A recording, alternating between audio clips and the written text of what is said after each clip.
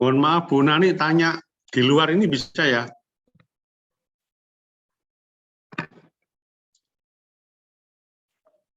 Ya, halo Bu Nani. Ya, boleh Pak, silakan. Ya, itu kan pada saat kita mengadakan kegiatan apa namanya pembelajaran anggaran yang dari PK itu sebesar 300 juta itu kan ada beberapa narasumber. Nah, menurut Bu Nani untuk narasumber teman-teman yang dari VIDC kira-kira apa yang bisa cocok dengan program yang ada di itu ya di SMKPK itu? Ada beberapa kali workshop, ya. Ini kami kan kesulitan narasumber juga. Kemudian yang kedua, apakah memang nanti VDC itu kemarin kan infonya kalau tahun lalu saya lihat kan pernah ada apa namanya perguruan tinggi sebagai pendamping. Nah sekarang apakah masih ada? Ya. Nah untuk tahun ini pendampingnya malah 3 Pak. Ya. Jadi Dari kalau mana tahun kemarin kan pendampingnya perguruan tinggi sama balai besar ya. VDC lah salah satunya. Nah kalau tahun ini itu pendampingnya dari perguruan tinggi, balai besar dan industri, partner industri. Ya, jadi akan lebih banyak pendamping. Kemudian untuk workshop kalau misalnya memerlukan narasumber, boleh kirim surat permintaan ke PIDC. Nah, nanti pasti insya Allah akan difasilitasi dicarikan narasumber di sini. Ya, ya. Enggak, terus artinya kayak seperti VDC itu memang sudah ditunjuk untuk menjadi pendamping sekolah kita yang sekarang ikut ini juga ini ya? Yang iya, ikut. betul. Oh iya. Karena pengalaman kami kemarin, kebetulan kami kan baru di Turan ini. Waktu di Singosari itu malah pendampingnya dari P4TK sana. Mana Medan sana. Jadi malah waduh susah koordinasinya. Karena bangunan kayaknya Pak ya. Listrik waktu itu di Singosari. Oh iya, listrik.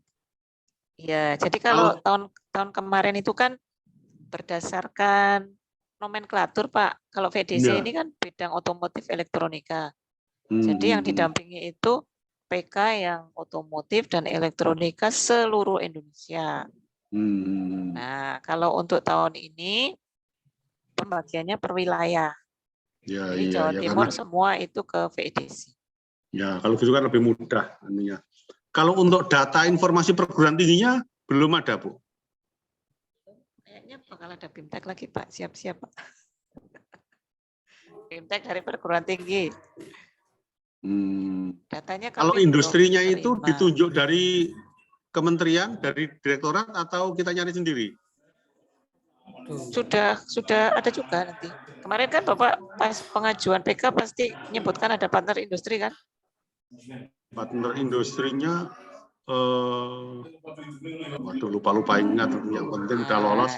Iya, jadi nanti pasti akan ada pengarahan lagi Pak dari pusat. Ini untuk perguruan tingginya nanti sudah ditentukan juga.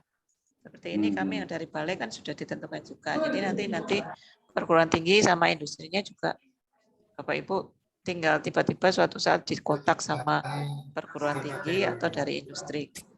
Nah, masalahnya gini, contohnya nanti kalau untuk pengadaan barang, itu pengadaan alat, itu kan harus ada rekomendasi dari perguruan tinggi. Nah, ini yang permasalahannya kalau di tempat kami, contohnya di Neotika, kemaritiman, ini harusnya kan perguruan tingginya juga yang nyambung dengan jurusan yang kami dapat PK ini, gitu.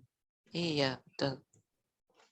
Cuman kalau sudah spesifik itu kan dengan VEDC juga nggak nyambung kalau masalah alat, karena memang alat-alat Neotika saya sendiri juga asing juga walaupun saya sudah 6 bulan di situ. Iya. Jadi perguruan tingginya kayaknya kalau yang jurusannya disesuaikan dengan PK-nya ini Pak, karena mereka kan harus membantu mendorong SMK untuk punya TEVA. Dan juga rekomendasi sarana prasarana pendukungnya. Ya kalau kemaritiman mungkin yang cocok ya dengan apa namanya Politeknik apa itu yang di Surabaya itu Politeknik Pelayaran perkapalan pelayaran. Kalau perkapalan malah nggak cocok karena perkapalan itu dia membuat kapal. Kalau kita kan mengemudikan kapal, bukan membuatnya. Makanya yang cocok ya mungkin di pelayaran atau apa. Ya, bisa jadi Pak, hitung dulu. Yang Yeah. jelas perguruan tingginya perguruan tinggi yang vokasi, Ya, politeknik gitu, bukan yang berarti kayak Brawijaya. Terus yang kedua ini pertanyaan secara pribadi ini Bu. Oke. Ini ya mohon maaf ini bukannya apa. Kalau kepala sekolah kan waktunya nggak mungkin ngikutin sampai rutin itu. Saya lihat jadwalnya kan Senin sampai Sabtu mulai pagi sampai siang. Nah, maksud saya Mbak kepala sekolah itu diberi keringanan pakai stuntman atau apa gitu. Ada. Boleh kan, tinggal nanti saya hari ini tidak bisa hadir atau saya hadirnya 30 menit aja, nggak apa-apa. Ya. Nanti ada makanya 7 orang itu dijadikan satu kelas supaya nanti saling melengkapi. Betul ya. Kalau hari ini cuma bisa 6 orang, besok ternyata cuma bisa 4 orang yang online. Tapi harapannya 4 orang itu nanti bisa menyampaikan juga ke 3 orang yang tidak bisa hadir. Ya. Seperti itu, Pak. Oke. Kalau dari VDC nanti selama sampai tanggal 20 itu narasumbernya selain jenengan, kemudian Bu siapa? Bu Lulu, siapa lagi? Ya, saya aja Pak di kelas ini. Oh gitu, benar terus. Wah ya udah kalau gitu. Oke. Terima kasih sementara itu Bu Nani. Pak, saya panitia. Oh. Protes Pak. Oke, Pak. Nggih, matur suwun. Oke, silakan dilanjutkan.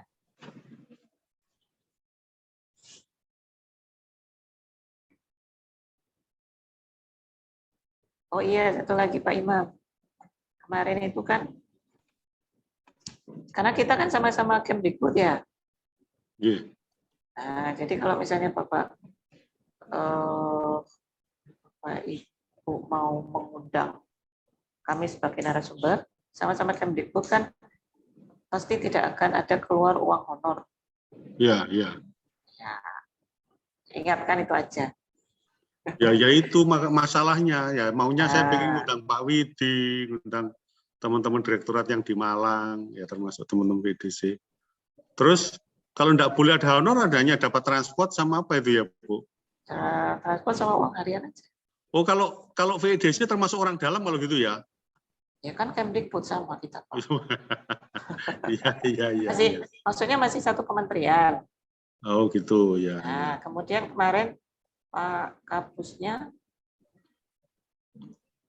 kalau misalnya katakan saya itu kan masuk anggota Asosiasi Pengembang Teknologi Pembelajaran. Yeah. Nah, kalau lewat asosiasi seperti itu boleh diberikan honor. Jadi nanti yang memberi surat tugas bukan dari VDC. Memang orang VDC tapi yang memberi surat tugas nanti dari asosiasi. Nah, kalau yang seperti itu honornya boleh dikeluarkan. Oh ya, masih bisa diakal sebenarnya ya. Iya betul. Ya tapi kalau mengundangnya misalkan jenengan diundang hari kerja, apa boleh kalau lewat asosiasi? Boleh, kan nanti asosiasinya kirim surat ke sini minta. Oh ya. Supaya menugaskan ini. Enggak, maksud saya kalau jadi tidak bisa mendadak karena persuratan kan ya. Iya. Itu saya sekalian Indian dengan Bu Nani ini untuk jadi narasumber nanti. Saya carikan. Kalau teman-teman Bunti dan kawan-kawan kan sedang menyusun kemarin RAB-nya untuk penggunaan dana itu, sehingga ya sedang cari-cari kemarin narasumbernya yang untuk perundungan, ada yang itu masalah pembelajaran, masalah ada program link and match dan sebagainya. Makanya kan cari narasumber yang. Tapi kalau misalkan narasumbernya itu teman kepala sekolah negeri, berarti sama termasuk kan sama-sama di bawah Kemdikbud. Ya tapi kalau dia pakai nama pribadi saja kalau gitu nggak usah surat izin ke dinas pendidikan. Ya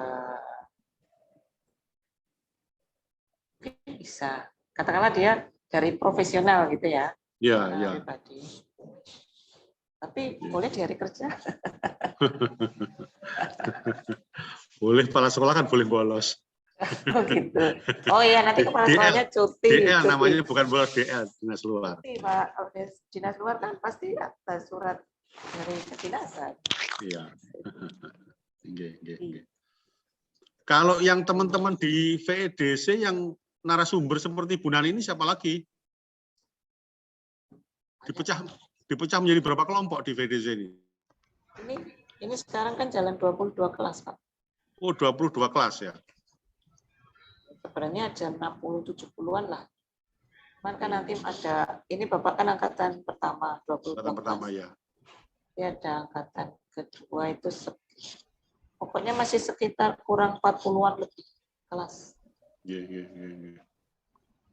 Karena Jawa Timur kan SMK-nya banyak sekali. Iya. Dapat wilayah yang padat. Kalau ini ada berapa sekolah ini yang di kemarin kebetulan kami baru masuk kemarin. Sebelumnya kan saya belum bisa masuk karena bersamaan dengan BIMTEK di Jakarta waktu itu. Ini ada berapa sekolah satu kelas ini? Satu kelas ini 4 sekolah, Pak. Banyuwangi, Lamongan, Duren, sama Banyu Putih mana? Situbondo. Oh, Situbondo, ya. Itu Pak Usen, Mas. Kelompoknya apa? Kemaritiman semua.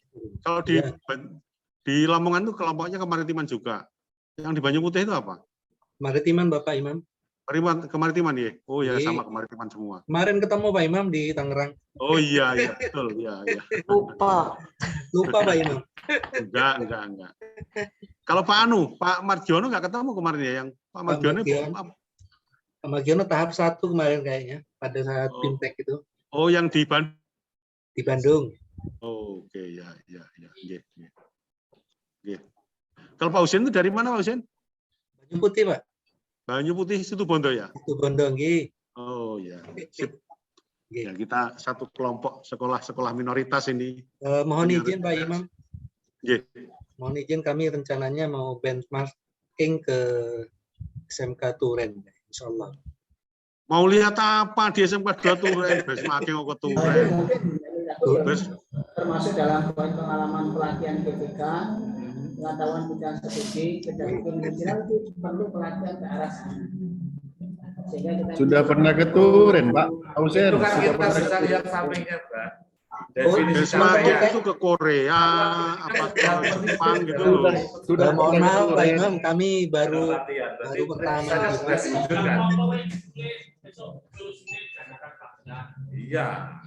Kemarin saya pancing benchmarking ke Jepang, nggak ada respon itu di grup itu. Uangnya nggak cukup. Uangnya nggak cukup. Oh, uangnya cukup. Kalau nggak cukup minta Bu Nani nanti. Selanjutnya, kayak bahas LK1 mau loh, kan ono revisi. Itu ada kampung Jepang kayaknya Pak Imam di Turen ini. Anunya sistemnya bagaimana Pak Imam? Gimana? Sistem yang pemagangan ke Jepang kemarin kayaknya lebih eksis. Belum. Maksudnya nih Pak Yudi, Turen itu masih merintis, Pak, masih menata. Sama-sama belajar lah kalau di Turen. Kita sama-sama sharing Pak Imam. Apakah kita menyelesaikan satu secara istilahnya? Monggo dilanjut. Iya, satu. Matur suwun gitu Bu Nani, matur suwun sangat. Oke, Pak Imam. Pak LK-nya ini kan ini maksudnya berbeda ini. Pak Yudi. Ini dimensinya dari dimensi pertama A, dimensi A output, kemudian ada dimensi C input. Mending vertikal, Pak. Bisa vertikal ya? Oke. Kalau vertikal artinya nanti keterkaitan antara indikator satu dengan yang lain mungkin kita bisa verifikasi. Kalau horizontal, nanti capek buka LK aja. LK1 tas gitu. Tapi di belakangnya dikasih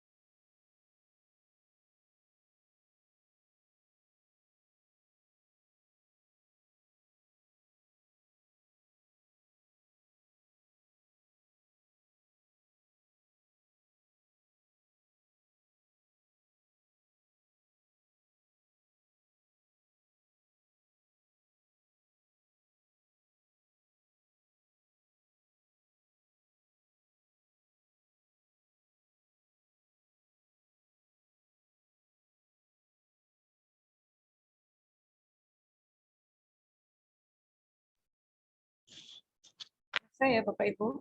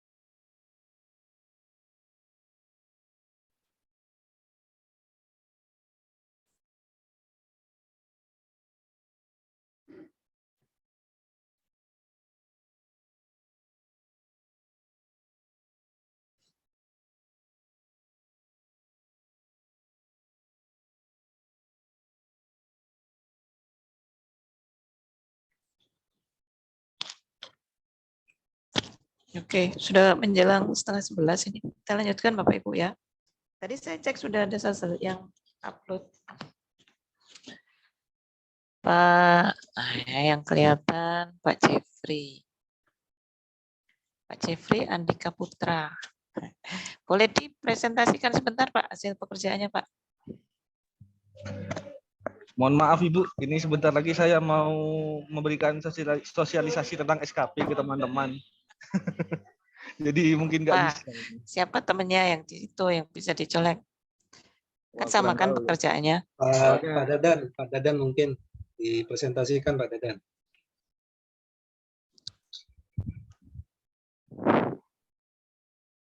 Pak Dadan ada? Pak Dadan.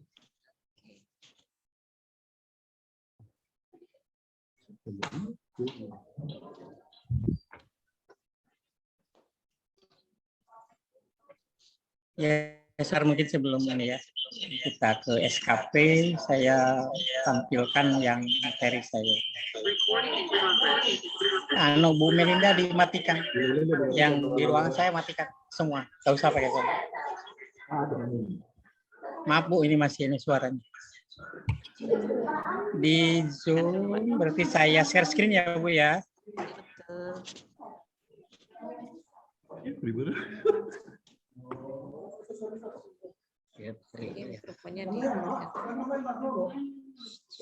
Saya cari tahu. Sebentar.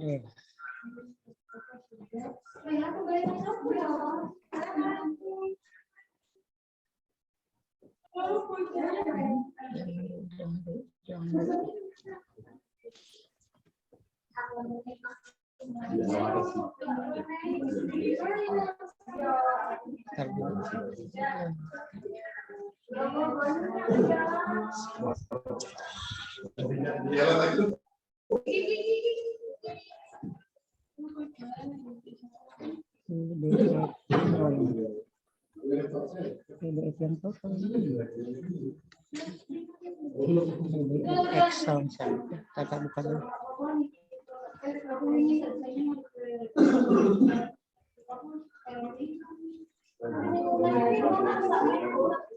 LKPBD 1 ya, ya di YouTube kalau LKPBD 1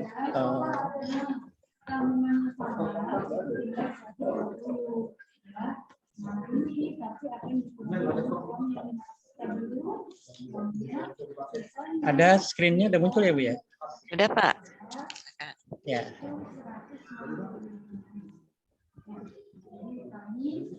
Yang satu baju putih tadi.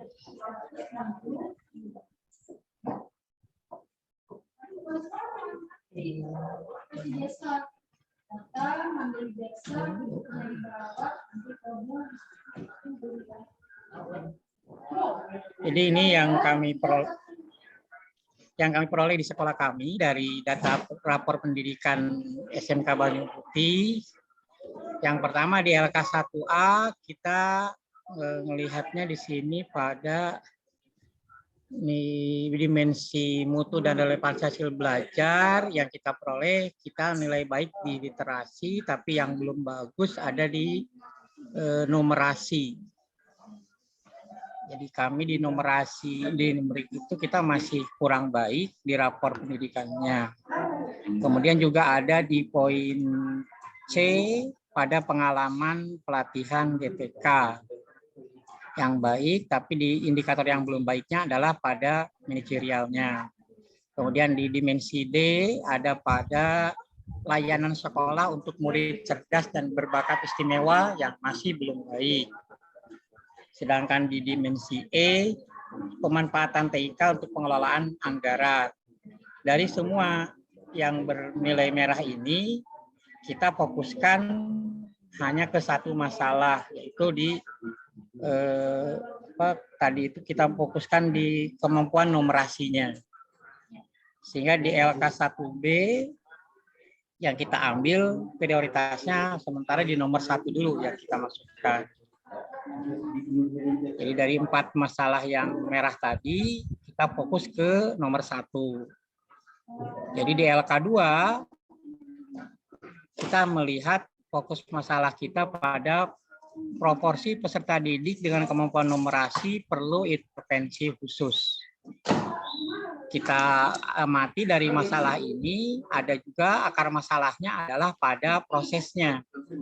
Kami melihat bahwa pengamatan kami sendiri, KBM yang dilaksanakan oleh guru masih belum sesuai dengan tuntutan pembelajaran abad 21. Artinya belum menuntut siswa berpikir tingkat tinggi. Sehingga ketika siswa mengerjakan numerik dengan kemampuan yang belum mencapai tingkat tinggi, mereka rata-rata masih belum bisa membuat analisis dari data yang disajikan. Karena kan di situasinya itu memang kesulitannya pada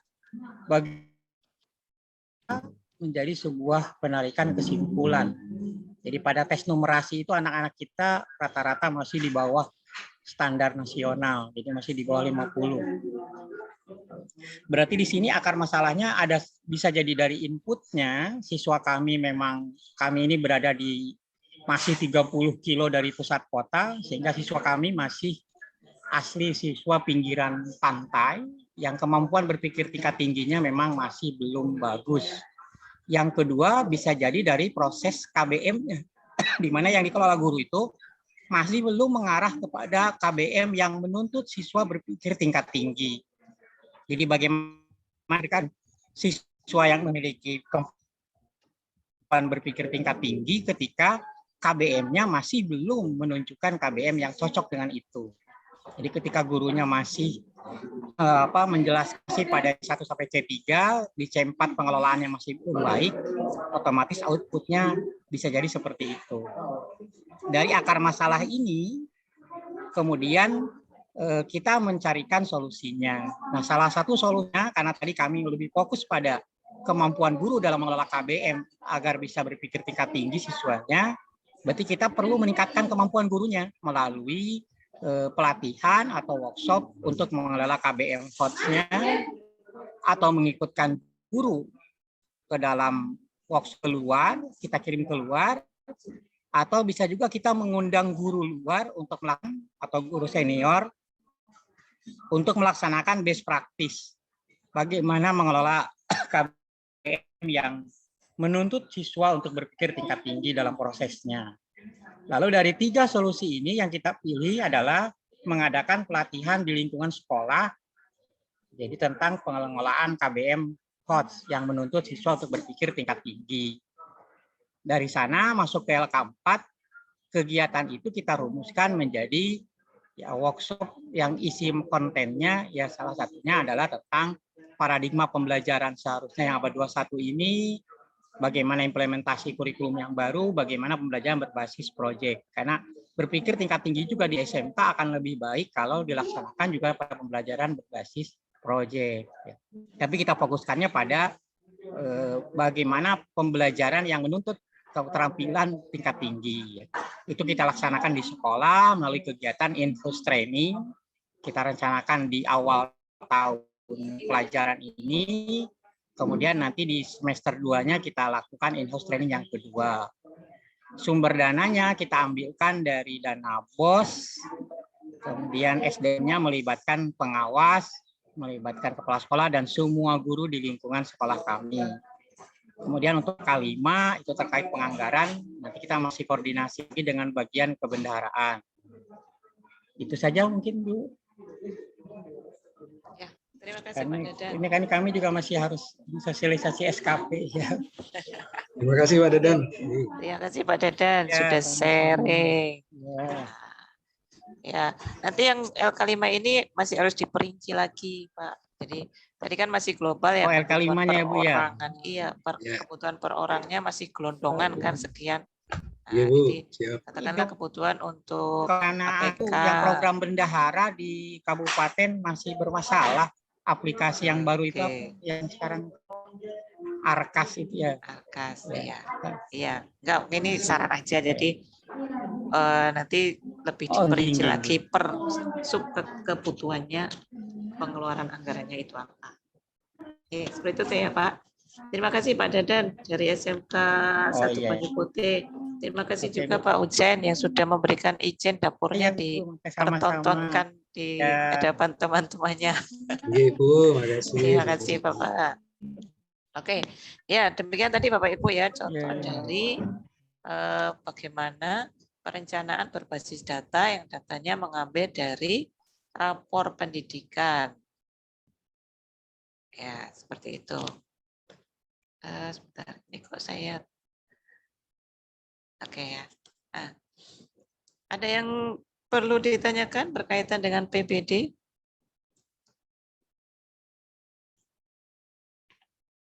Mudah-mudahan lebih jelas ya. Jadi nanti silakan hasil pekerjaannya nanti diupload di LMS di hari yang kemarin ya, 7B. Nah, yang sudah terlanjur kemarin upload, sudah tahu cara ngeditnya? Yang kemarin ada beberapa yang terlanjur ngupload filenya. Ya, ini jadi saya bisa ngecek siapa sih yang sudah ngupload. Jadi sudah ada 14 orang yang mengupload. Cuman kemarin ada yang masih salah filenya. Nanti Bapak Ibu bisa mengedit. Cara untuk mengeditnya, nah ini jadi kelihatan kita pesertanya 28, ada 14 orang yang sudah upload, tapi yang upload kemarin itu 8 orang masih salah filenya, nanti harus diedit. Untuk editnya nanti nah,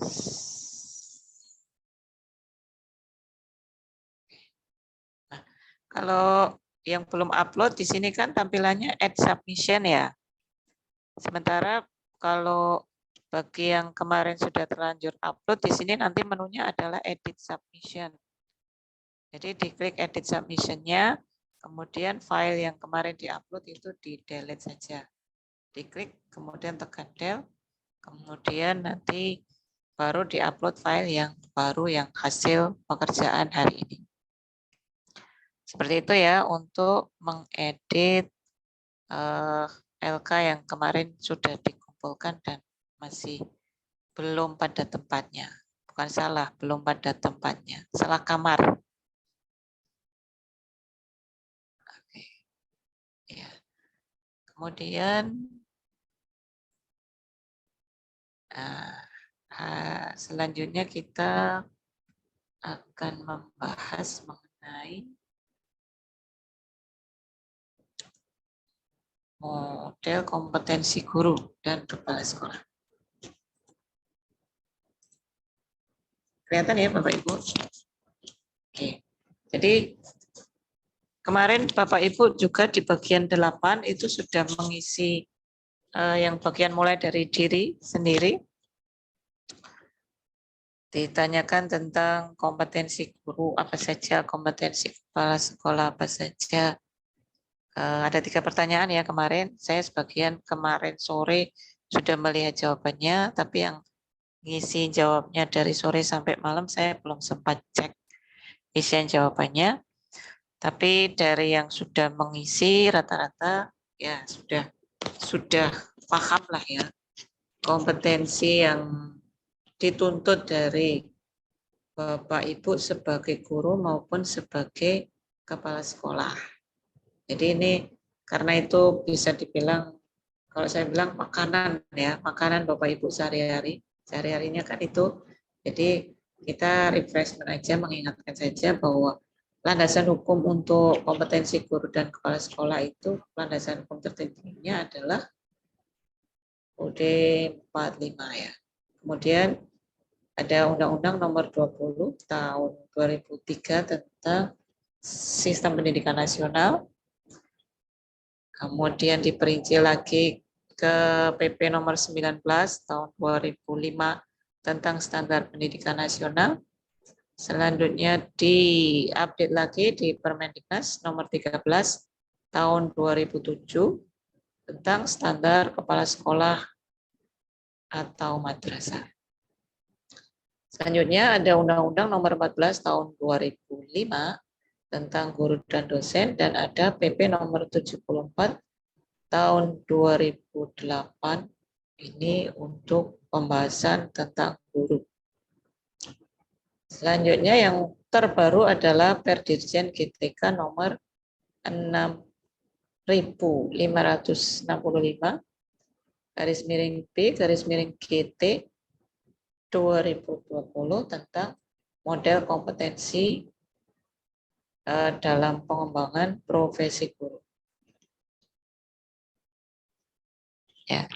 Jadi di dalam pasal 45 ayat 5 pasal 5 ayat dalam UUD 45 pasal 5 ayat 3 di situ ditegaskan bahwa pemerintah mengusahakan dan menyelenggarakan suatu sistem pendidikan nasional yang meningkatkan keimanan dan ketakwaan serta akhlak mulia dalam rangka mencerdaskan kehidupan bangsa dan diatur di dalam undang-undang.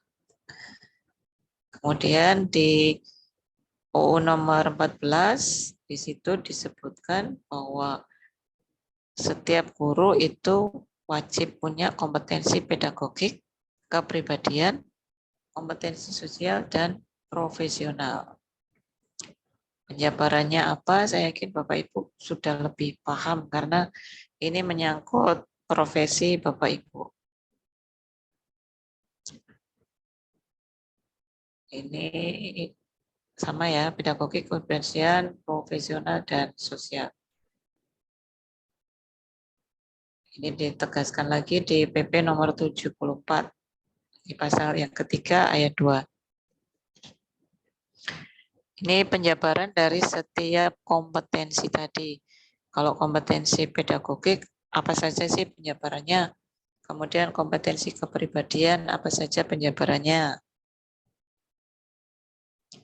Demikian juga untuk kompetensi sosial dan profesional, ada indikator-indikator yang harus dipenuhi.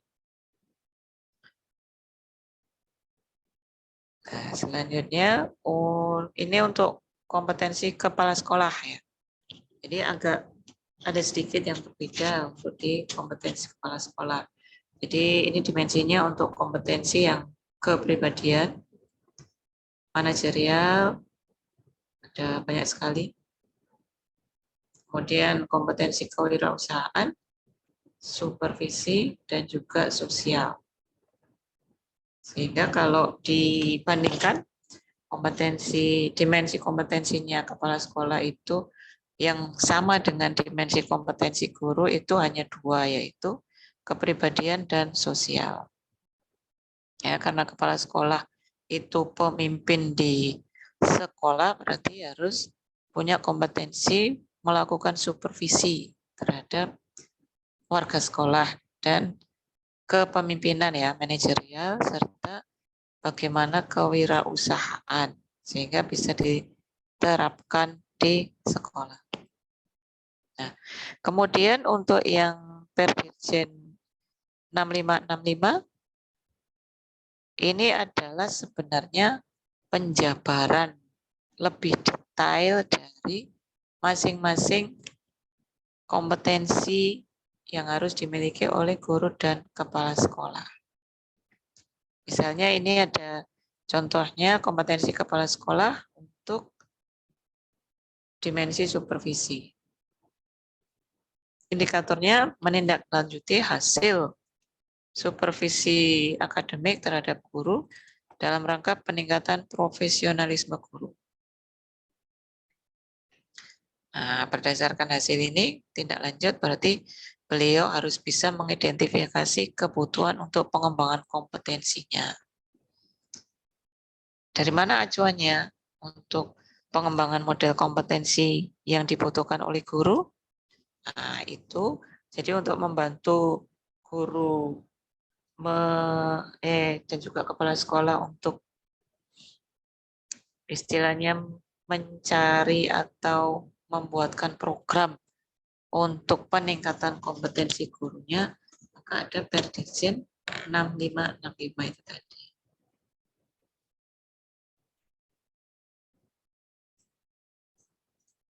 Nah, itu ada, jadi dari BNSP ada acuan bagaimana caranya kepala sekolah dan guru dapat menggunakan informasi tentang kompetensi itu untuk mengembangkan kompetensi secara mandiri dan berkelanjutan.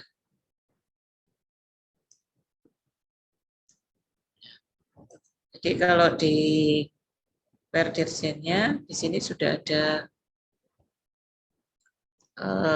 jabaran lebih detailnya ya.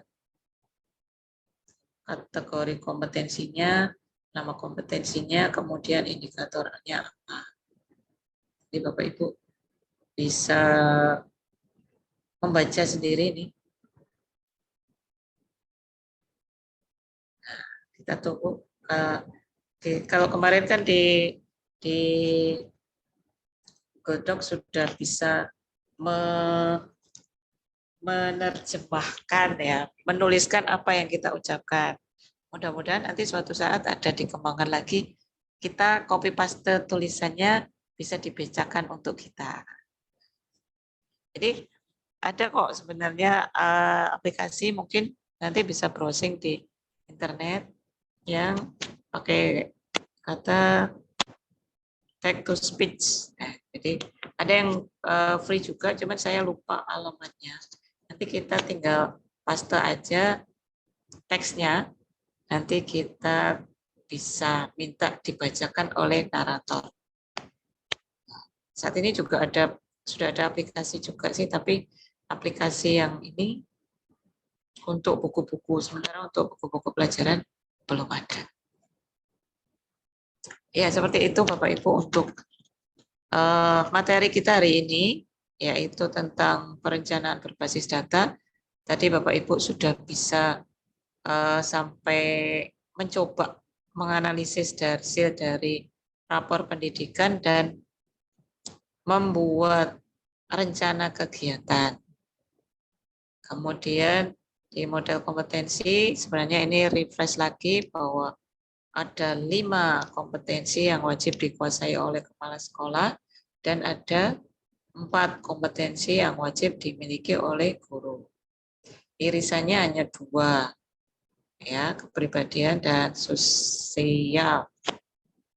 Sama-sama ada di kepala sekolah dan guru. Ya, sebelum diakhiri barangkali ada yang masih mau didiskusikan.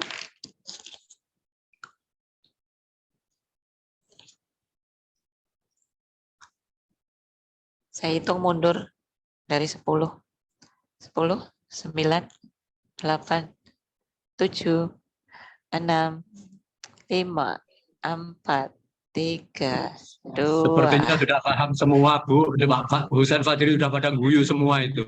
1. Oke, alhamdulillah kalau sudah paham semua ya. Alhamdulillah. Iya. Siap, Pak Mek. Kemudian di sesi asinkron untuk hari ini, bentar, saya cek dulu.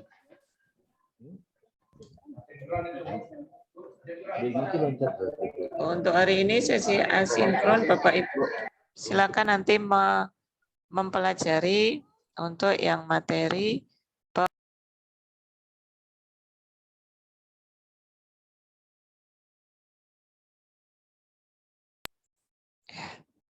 Nanti dipelajari yang di LMS untuk pengembangan komunitas praktisi dan fasilitasi. Nanti pada saat sesi sinkron besok baru kita bahas untuk kedua materi ini. Ya, jadi seperti kemarin disampaikan pada saat pengenalan LMS ya. Jadi model pembelajarannya kita itu adalah flip classroom. Bapak Ibu sudah diberikan semua materinya, dibaca-baca dulu. Baru kemudian di pertemuan berikutnya kita bahas bersama-sama. Jadi kalau yang dulu-dulu kan ya kita ketemu dulu, materi disampaikan oleh narasumber, setelah materi disampaikan, dipresentasikan, baru Bapak Ibu dikasih file-filenya. Nah, sekarang kebalikannya, Bapak Ibu sudah dikasih file-filenya, diharapkan sudah membaca terlebih dahulu. Setelah itu baru kalau pada saat membaca mungkin ada yang kurang jelas, bikin catatan, besok pada saat pertemuan sinkron seperti ini, kita bahas atau ditanyakan. Ya, seperti itu ya Bapak Ibu. Jempolnya dong kalau bisa diakhiri. Terima kasih yang sudah mengajukan jempolnya. Iya, Bu. Pak Husen jangan lupa menjawab, Pak Husen. Iya, Pak Mek, sudah siap. Oke, jadi sesi hari ini pembelajarannya bisa diakhiri ya. Yes, siap. Karena tadi yang Ya, Bu Nani, saya Mbak Batri Bu Nani ya. Lulu, yang tadi membuka Pak Lulu, waktu saya kembalikan ke Mbak Lulu. Terima kasih Bu Nani atas paparannya. Semoga semua paparannya bermanfaat bagi kita semua. Sebelum acara dimulai, marilah kita berdoa. Sebelum acara diakhiri, marilah kita berdoa. Berdoa demi Bismillahirrahmanirrahim. doa selesai. Alhamdulillahirrabbilalamin. Foto bersama dulu Bapak Ibu.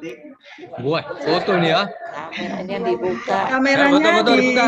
dibuka dulu. Video. Ya. Pak Lulu dimintai laporan nih, jadi harus foto. Iya. Siap. Ya. Untuk Siap, Bu. Ya, untuk slide ke-1, 1, 2, 3. Untuk slide kedua, 1, 2, 3. Ya, terima kasih. Sampai ketemu.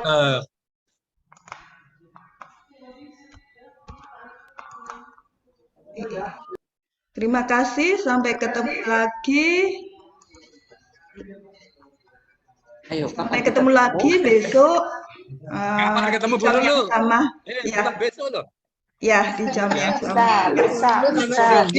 Ya. Pak Mek, besok Minggu masuk. Ya, Ibu, Senin. Mohon maaf. Ya. Pak Husen Senin jangan lupa lah besok nanti. Iya, Senin. Mohon maaf. Ya, terima kasih. Ya, terima kasih. Mohon maaf. Mohon izin. Waalaikumsalam warahmatullahi wabarakatuh. Waalaikumsalam warahmatullahi wabarakatuh.